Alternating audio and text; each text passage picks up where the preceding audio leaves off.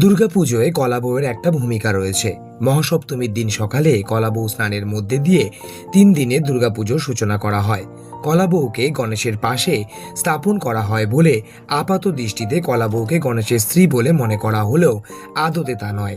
কারণ পুরাণ অনুসারে গণেশের 2 স্ত্রীর নাম ঋদ্ধি ও সিদ্ধি। নবপত্রিকা শব্দটি 9টি পাতা থেকে এসেছে। এই 9টি পাতা 9টি বিভিন্ন দিক বা উদ্ভিদ থেকে তৈরি হয়, যা প্রকৃতির বৈচিত্র্যগুলিকে প্রতিনিধিত্ব করে। এই গাছগুলিকে বিভিন্ন দেবদেবীর প্রতীক হিসাবেও ধরা হয়। যেমন কলা গাছ হলো ব্রাহ্মণীর প্রতীক, কালো কচু বা কালিকার প্রতীক, মানকচু চামুণ্ডার প্রতীক, হলুদ দুর্গার প্রতীক, জয়ন্তী কার্তিকীর প্রতীক, বেল শিব বা শিবানীর প্রতীক, ডালিম রক্তদন্তিকার প্রতীক, অশোক শোক রহিতার প্রতীক, ধান লক্ষ্মীর প্রতীক। প্রকৃতির রূপ হলো এই নবপত্রিকা। মা দুর্গা প্রকৃতির আরেক রূপ, তাই মা দুর্গা রূপেই পুজো করা হয় কলা বউকে। তাই কলা বউ গণেশের বউ, এই ধারণা একেবারেই ভুল।